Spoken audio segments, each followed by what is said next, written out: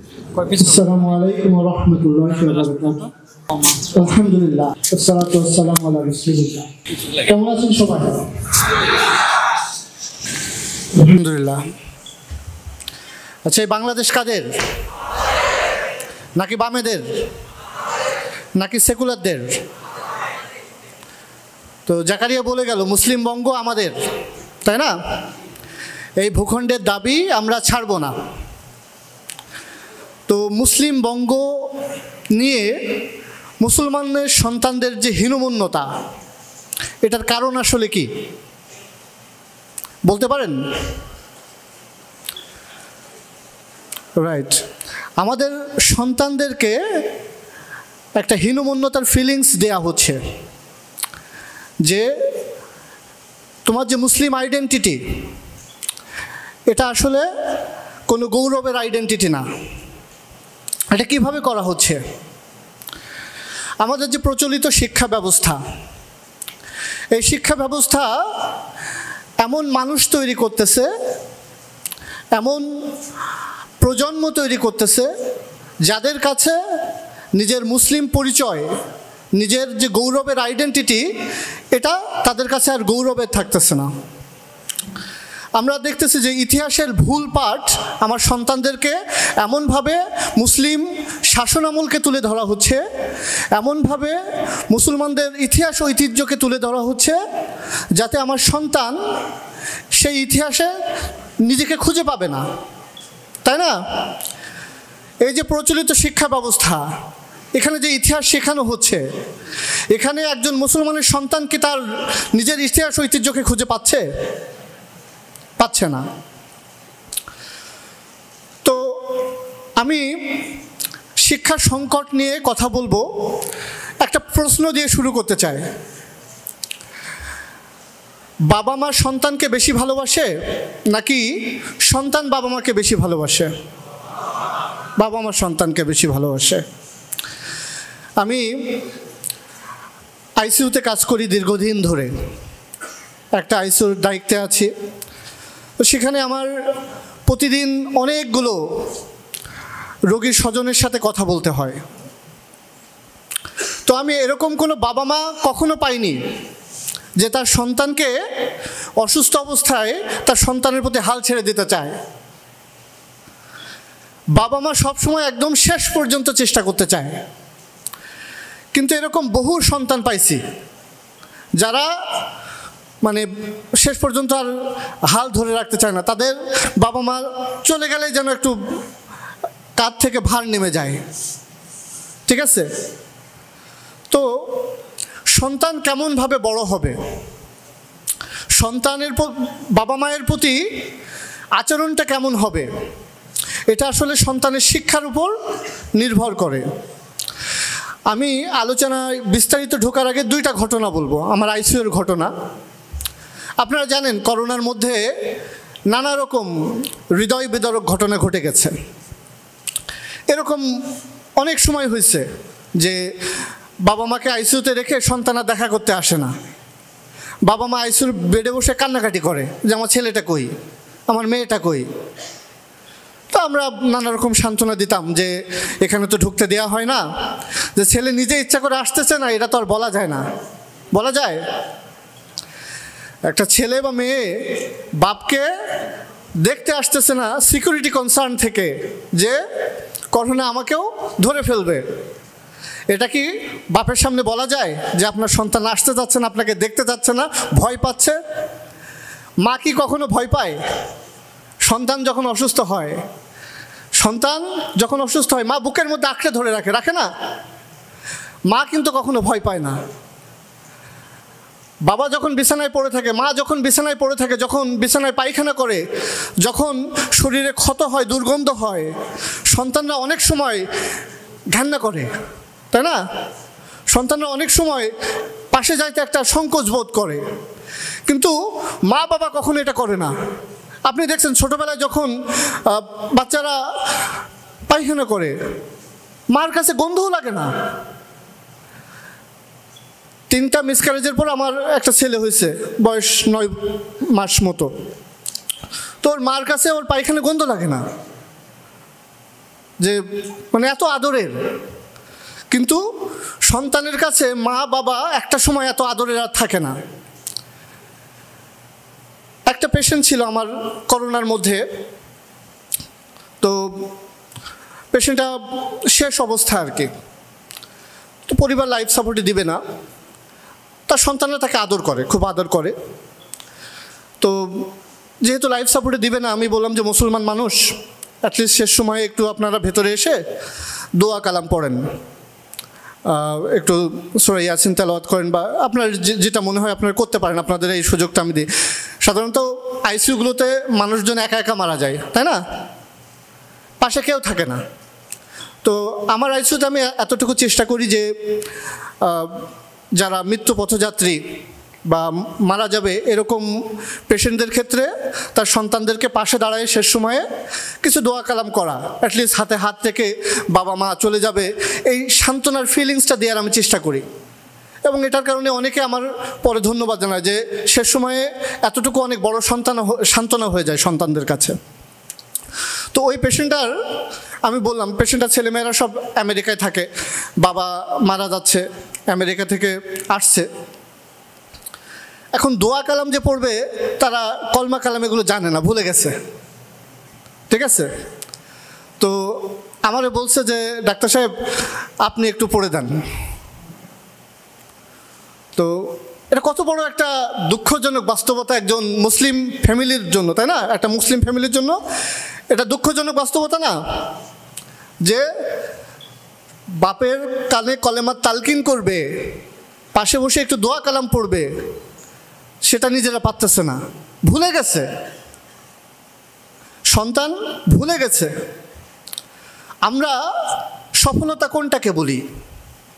আমরা সফলতা বলি ভালো চাকরি পাওয়া, ভালো রেজাল্ট করা, কিন্তু এটা করতে গিয়ে সন্তান যে দিন থেকে বহু দূরে সরে যাচ্ছে এই চিন্তা আমরা করি না। করি? আমরা সন্তানকে সকালবেলা ভোরে উঠে স্যারের কাছে প্রাইভেট পড়তে পাঠায়, স্কুলে পাঠায় দিই, কিন্তু যেদিন ছুটি থাকে সেদিন আর ডাকি না। ফজরের নামাজটা পড়তে হবে এই জন্য আমরা ডাকি না, ডাকি? তো এইরকম একটা বাস্তবতার মধ্যে যে প্রজন্ম গড়ে উঠতেছে, সেই প্রজন্মের সাথে আল্লাহর কোনো কানেকশন থাকতেছে? তো এটার পেছনে কারণ কি?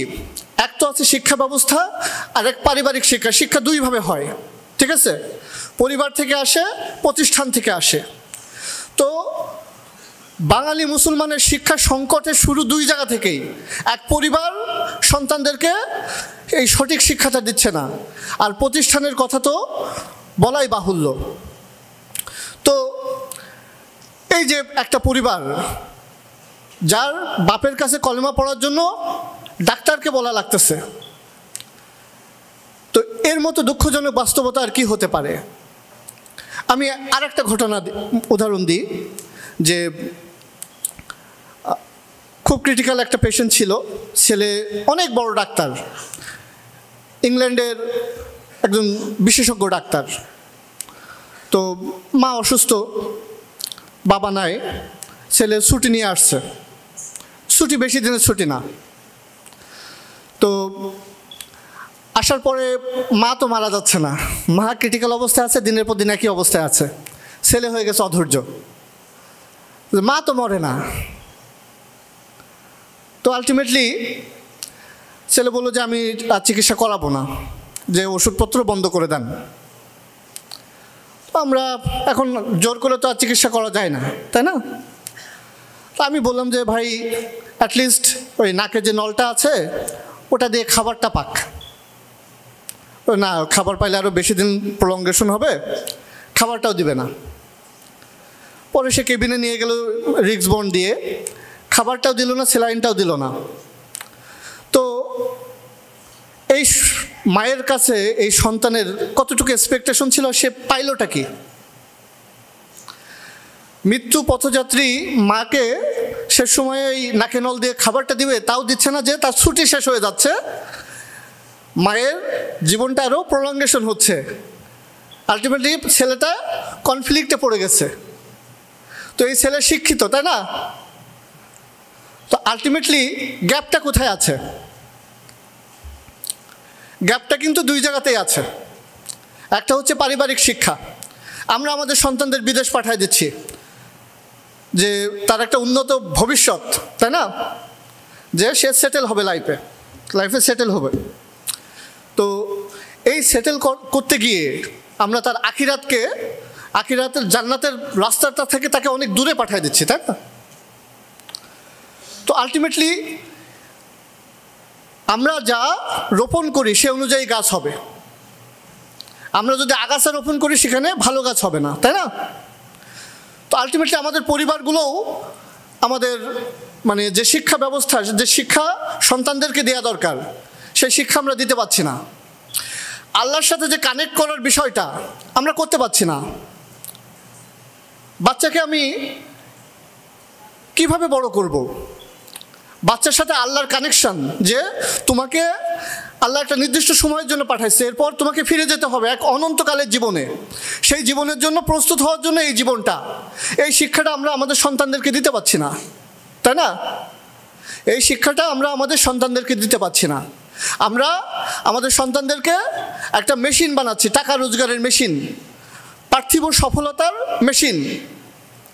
আমরা আমাদের সন্তানদের সামনে তার পরীক্ষার জন্য প্রশ্ন কিনতেছি, যে প্রশ্ন আউট হচ্ছে, বাপ মা গিয়ে প্রশ্ন সন্তানের হাতে তুলে দিচ্ছে।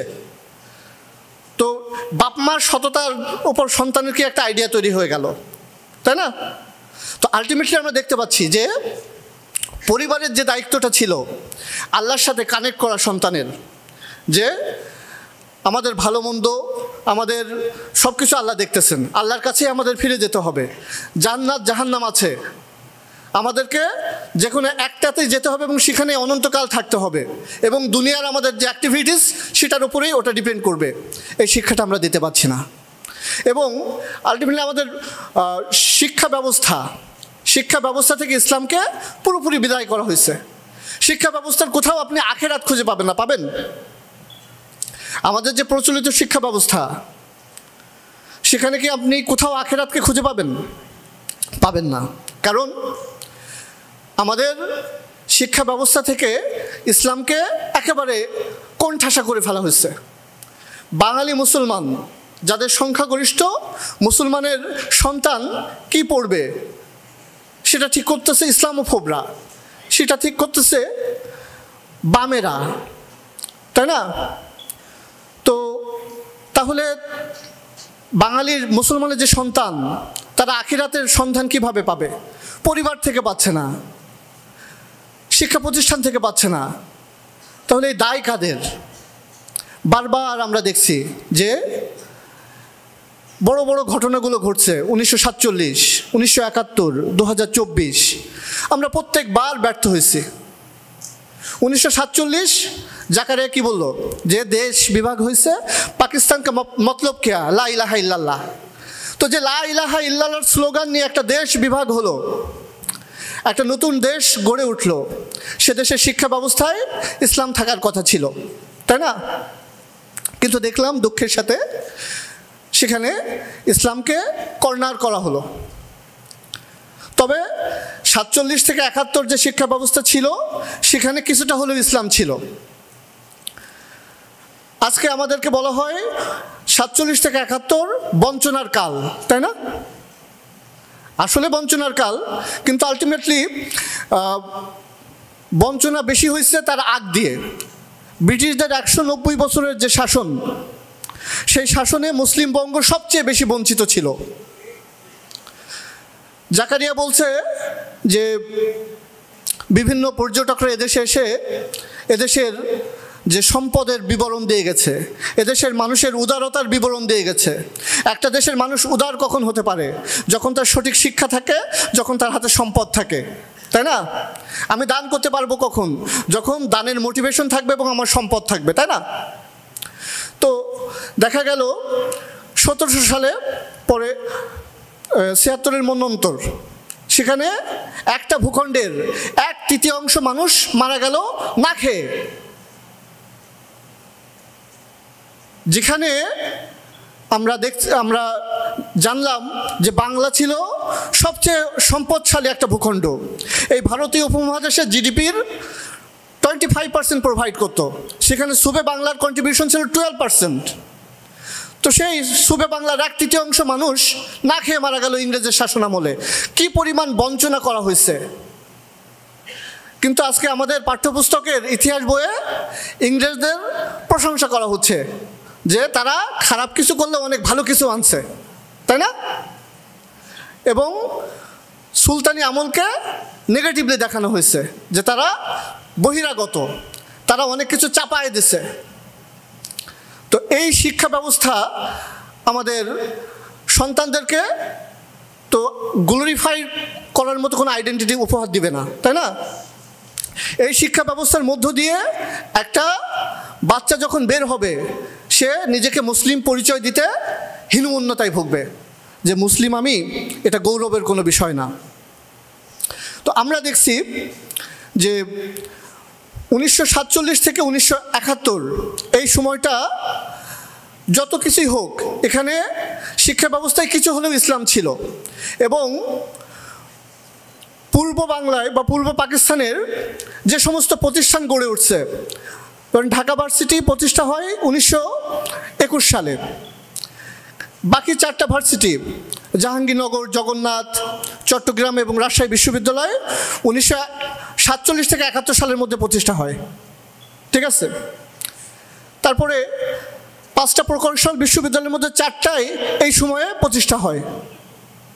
কিন্তু এর আগে 190 বছরের ব্রিটিশদের এই জায়গাটা পুরো অন্ধকার ছিল, মানে এই জায়গাটাকে পুরো অন্ধকার করে রাখা হয়েছে। পূর্ব বাংলায় মানে কোনো কিছুই দেওয়া হয়নি।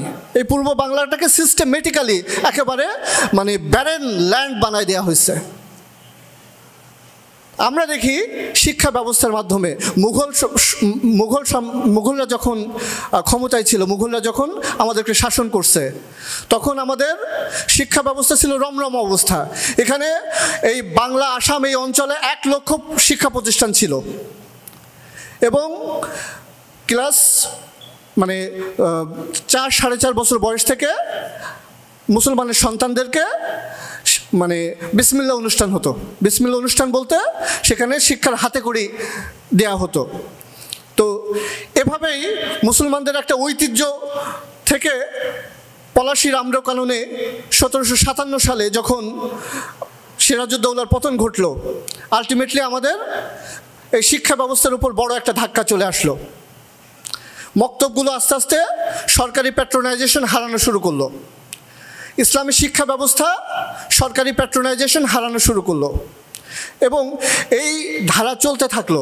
চলতে চলতে আলটিমেটলি আসলো লর্ড ম্যাকলের শিক্ষানীতি, যেখানে এই ভারতীয় উপমহাদেশের জনগোষ্ঠীকে একটা দালাল জনগোষ্ঠী বানানোর চিন্তা ভাবনা করা হলো, যেখানে যারা ব্রিটিশদের মতো মতাদর্শে অনুসারী হবে, রক্ত মাংসে ভারতীয় থাকলেও তারা চিন্তা চেতনায় মননে হবে ইউরোপিয়ান। এবং আলটিমেটলি তারা সেটাই করলো যে ইউরোপিয়ান কালচার, ইউরোপিয়ান চিন্তাধারা, এটা যে সুপ্রিমেসি, এটা বাঙালি মুসলমান সমাজে এটার একটা বয়ান তারা তৈরি করে ফেললো। তো আমরা এরপরে দেখলাম 1857 সালে যখন সিপাহী বিদ্রোহ হলো, তার আগ পর্যন্ত মক্তবগুলো কিছু কিছু হলেও চালু ছিল, কিন্তু সিপাহী বিদ্রোহে আলেম ওলামার অংশগ্রহণ মুসলমানদের উপর নির্যাতনের দ্বিতীয় দফা খড়গ নামায় আনলো। এবং এরপর থেকে দেখা গেল যে সবগুলো মক্তব, বহু মাদ্রাসা একেবারে নিশ্চিহ্ন হয়ে গেল। এরপর দেওবন্দ আন্দোলন প্রতিষ্ঠা হয় 1866 সালে। আমরা দেখছি যে বারবার মুসলমানের শিক্ষা ব্যবস্থাকে কন্ট্রোল করার চেষ্টা করা হয়েছে।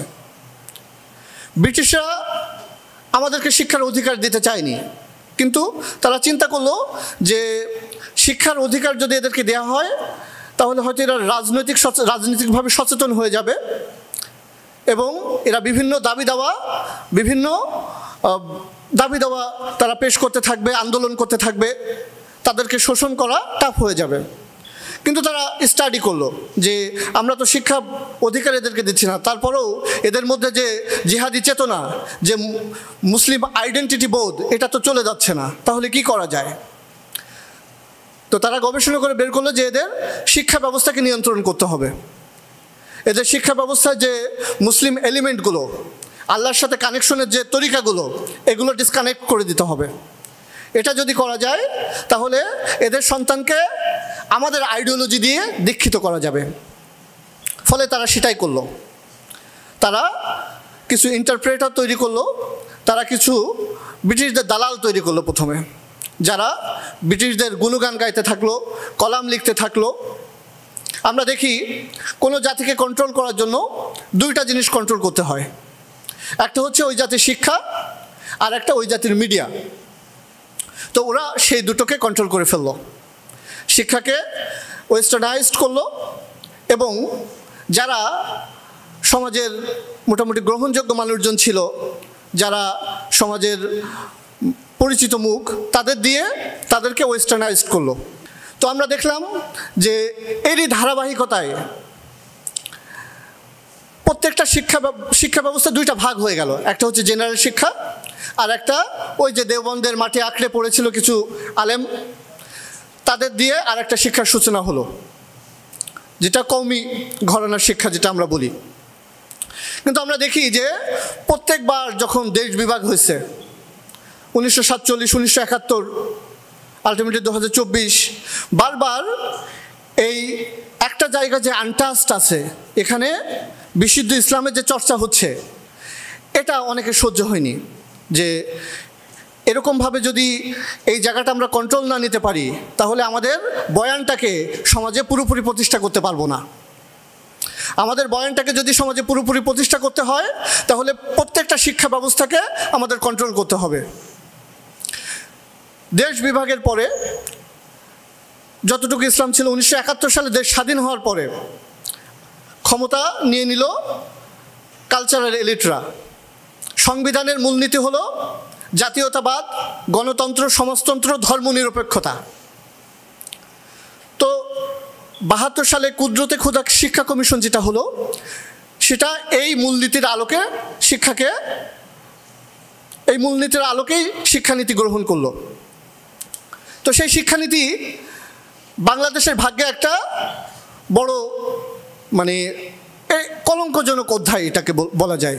কারণ ইসলামী শিক্ষাকে একেবারে একদম কোণঠাসা করে ফেলা হলো, যে কুরআন এবং হাদিস, এটা মুসলমানের শিক্ষার যে একটা বড় সোর্স, এটাকে একেবারেই নাই করে দেয়া হলো প্রায়।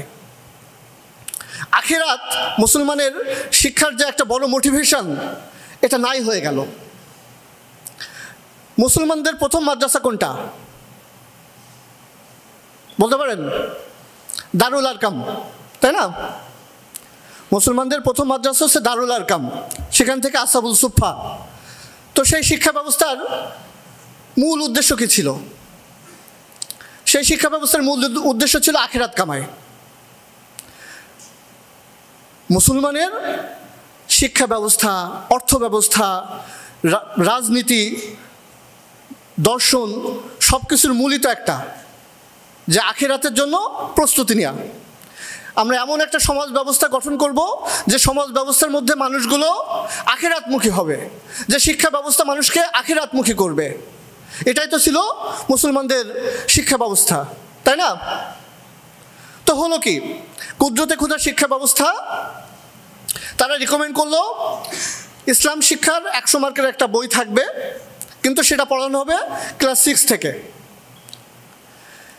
1 to 5 এই সময়টা তাদেরকে ইসলাম থেকে দূরে রাখতে হবে। আমরা মুঘল সমাজে দেখছি যে বিসমিল্লাহ অনুষ্ঠান শুরু হতো 4.5 বছর থেকে। ইবতেদায়ী মক্তবগুলো ছিল, সুবাহি মক্তব, ইবতেদায়ী। তো এগুলোতে শুরুর সময়টা যে যেখানেই যাক, মুঘল আমলে কিন্তু এরকম জেনারেল কওমি ভাগ ছিল না। যে যেখানেই যাক, তাকে প্রথমে তার গ্রাউন্ডটা স্ট্রং করতে হবে। কোরআন, হাদিস, আখিরাত, আমাদের যে ইসলামের বুনিয়াদী বিষয়গুলো, এগুলো একটা সন্তান শিখে এরপরে সে বিভিন্ন লাইনে যাবে। মাওলানা কাসেম নানুতুবি রহিমাহুল্লাহ উনি কিন্তু গণিতে মানে বেশ ভালো ছিলেন এবং গণিতের পরীক্ষা দেওয়ার সময় উনি পালায় গেছিলেন। তো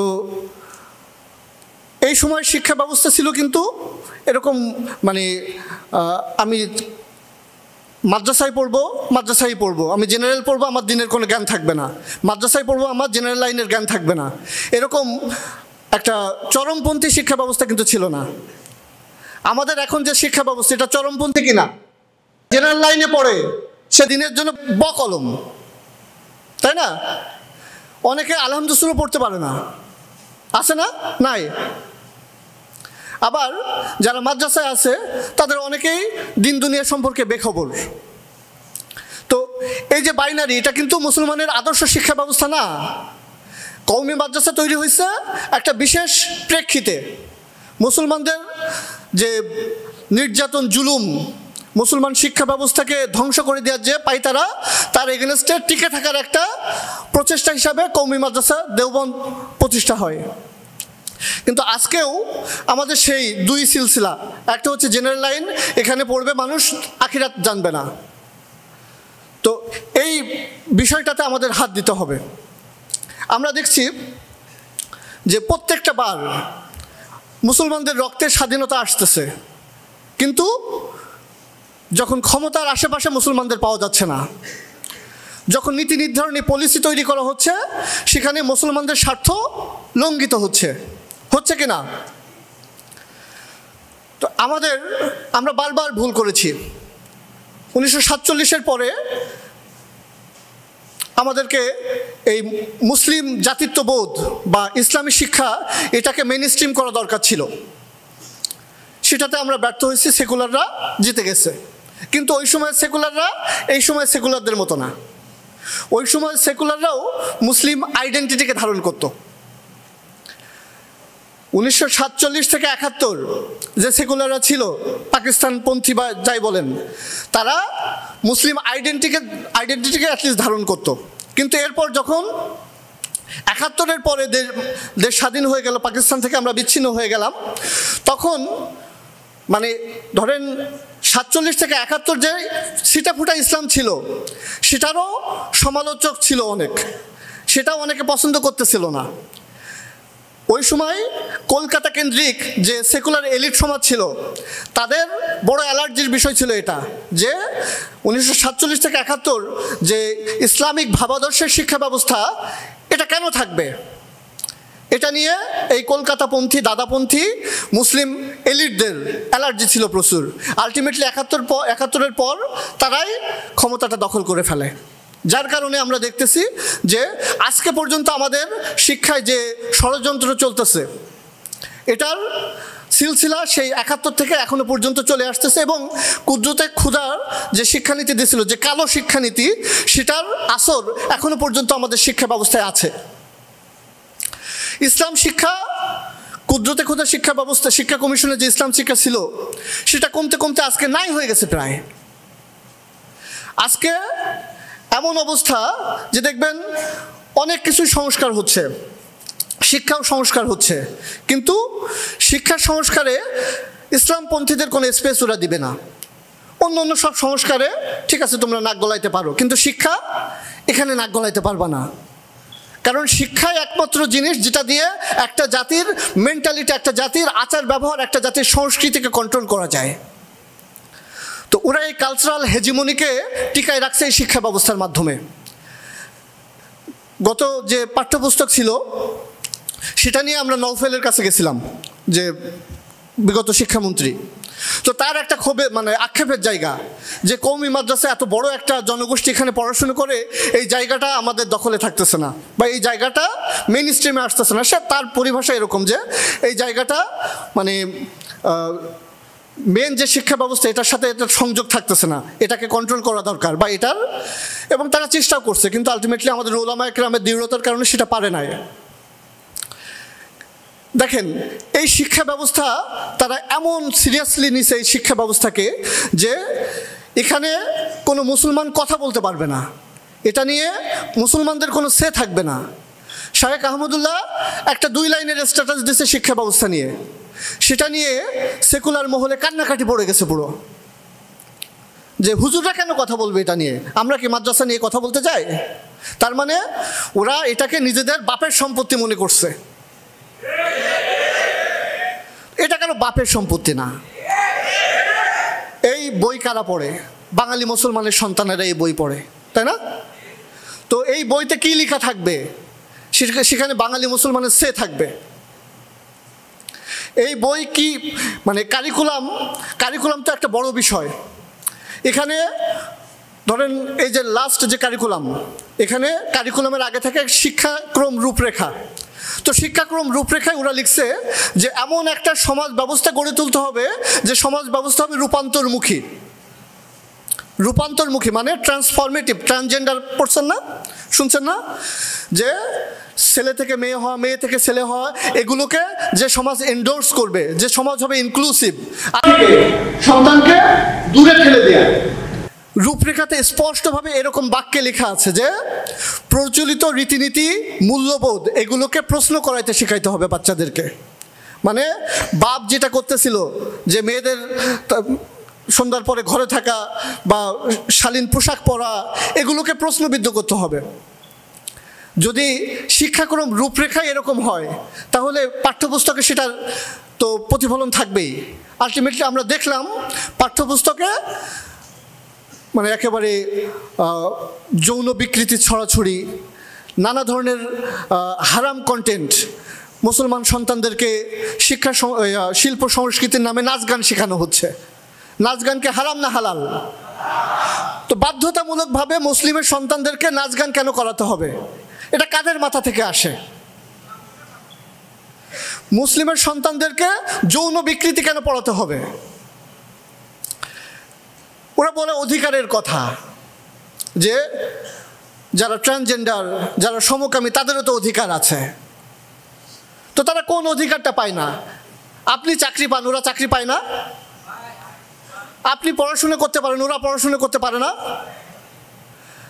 আপনি যে ইউনিভার্সিটির মেধা থাকলে ভর্তি হতে পারেন, সে কি পারে না? তাহলে ওরা কোন অধিকারের কথা বলছে? ওরা বিকৃতিকে নরমালাইজেশনের অধিকারের কথা বলছে।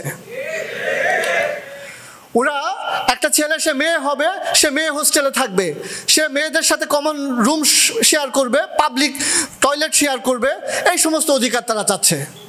একটা মেয়ে ছেলে হবে, সে সম্পত্তিতে ভাইয়ের সমান উত্তরাধিকার পাবে, তারা এই অধিকার চাচ্ছে। তো আলটিমেটলি যদি এই সমস্ত অধিকার তাদেরকে দিতে হয়, তাহলে যে সমস্ত মেয়েরা এই ছেলেদের সাথে, মানে যারা ছেলে থেকে মেয়ে হওয়া মানে বিকৃত ছেলে, এদের সাথে পাবলিক স্পেস শেয়ার করতে চায় না, তাদের অধিকার ক্ষুণ্ণ হচ্ছে না? তো আমরা দেখতেছি যে অধিকারের নামে বাঙ্গু এলিট সুশীলরা এরকম একটা বিকৃতিকে নরমালাইজেশনের চেষ্টা করতেছে, এবং সেটা চেষ্টা করতেছে আমাদের শিক্ষা ব্যবস্থার মাধ্যমে। তো বাঙালি মুসলমান এটা তো হতে দিতে পারে না। আমি বলি শেখ হাসিনার পতন শুধুমাত্র মানে সবচেয়ে গ্রেট ইম্প্যাক্ট রাখছে শিক্ষা ব্যবস্থায়। অন্য অন্য অনেক কিছু আছে যেগুলো শেখ হাসিনা খারাপ করতেছিল, ভারতের পেটের মধ্যে আমরা ঢুকে যাচ্ছিলাম, কিন্তু সবচেয়ে খারাপ কাজ যেটা হয়েছিল সেটা হচ্ছে শিক্ষা ব্যবস্থা। শিক্ষা ব্যবস্থা এমনভাবে তৈরি হয়েছিল, যদি এই পাঠ্যপুস্তক আর 5 থেকে 10টা বছর চলতো, আমরা একটা প্রজন্ম তৈরি হয়ে যেত যাদেরকে আমরা চিনতে পারতাম না। এই শিক্ষা ব্যবস্থা এমনভাবে ডিজাইন করা হয়েছিল যে ক্লাস 6 থেকে 9 পর্যন্ত পড়ার পরে যারা বের হবে তাদের ম্যাক্সিমামের ভার্জিনিটি থাকবে না, যাদের ভার্জিনিটি থাকবে তাদেরও মেন্টাল ভার্জিনিটি থাকবে না। মেন্টাল ভার্জিনিটি বলতে আমি বোঝাই যে বইয়ের পাতায় পাতায় এমন সব ছবি দেওয়া ছেলে মেয়ে ঘাট ধরে হাঁটতেছে, ছেলে মেয়ে একসাথে বিভিন্ন কাজ করতেছে। তার মানে সে যদি ফিজিক্যাল ভার্জিনিটি নাও হারায়, একটা মেয়ে যে একটা ছেলের হাত ধরতে পারে না, একটা ছেলে যে একটা মেয়ের ঘাট ধরে চলাফেরা করতে পারে না বন্ধু হিসাবে, একজন মুসলিমের সন্তান হিসাবে, এই বোধ চলে যেত। তার মানে আমি বললাম যে প্রথমে আমি বলছিলাম দুইটা বিষয়, একটা হচ্ছে পরিবার, একটা প্রতিষ্ঠান। পরিবার আমাদেরকে উপযুক্ত শিক্ষা দিতে পারছে না, আর প্রতিষ্ঠান উপযুক্ত শিক্ষা তো দিচ্ছেই না, কুশিক্ষা দিচ্ছে আমাদেরকে। আমাদের সন্তানদের কানে তারা কুমন্ত্রণা দিচ্ছে। তো এই কুমন্ত্রণা দিয়ে আমাদের সন্তানদেরকে যে মুসলিম আইডেন্টিটি বোধ, মুসলিম জাতিত্ববোধ, এটা থেকে দূরে সরাই দিচ্ছে। ধর্মীয়ভাবে এবং জাতিগতভাবে একটা হীনমন্যতায় ফেলে দিচ্ছে যে আমি মুসলিমের সন্তান, আমি মেয়েদের দিকে তাকাচ্ছি না, মেয়ের সাথে কথা বলতেছে না, হাত ধরতেছে না, তার মানে ও ব্যাকডেটেড। শিক্ষা ব্যবস্থা এরকমই ভাইব দেওয়া হচ্ছে কিনা? তো যে ছেলেটা পরিবার থেকে ধর্মকে শিখে আসতেছে, সে ছেলেটা যখন দেখছে যে ফ্রেন্ড সার্কেলে সে কর্নার্ড হয়ে যাচ্ছে, ফ্রেন্ড সার্কেলে সে পশ্চাৎপদ হিসেবে গণ্য হচ্ছে, তো তার কি একটা হীনমন্যতা তৈরি হবে না? তো এটা তো গেল এই যৌন বিকৃতির দিক থেকে। ইতিহাস জাকারিয়া বলছে যে